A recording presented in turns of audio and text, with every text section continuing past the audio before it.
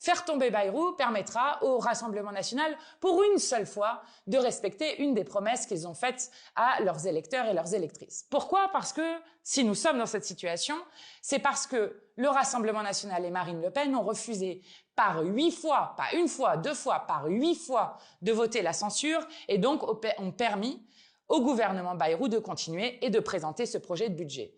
C'est aussi eux qui, par exemple, nous ont empêchés de discuter de la destitution d'Emmanuel Macron et c'est aussi eux qui ont très peur du mouvement du 10 septembre et qui, évidemment, ne veulent pas y participer.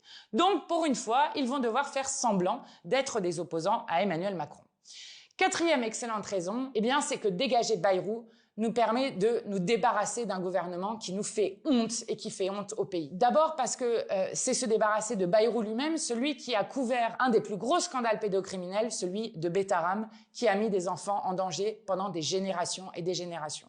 Ensuite, c'est se débarrasser, et ça sera la fête dans le pays pour des millions de personnes, du ministre raciste Retailleau, celui qui insulte à longueur de journée des millions de nos concitoyens en parlant comme Pétain de français de papier, en glorifiant les belles heures de la colonisation et en criant à bas le voile. Faire tomber Bayrou, c'est aussi faire tomber par exemple Madame Genevard, celle qui est responsable de la loi Duplomb qui visait à empoisonner les Français et les Françaises et à faire exploser le nombre de cancers. C'est de se débarrasser de Madame Berger aussi, celle qui copine avec les lobbies des crèches privées. Ou encore, par exemple, se débarrasser de Monsieur Barrot, celui qui a rendu la France complice d'un génocide, celui de Netanyahou qui est mené contre le peuple palestinien à Gaza.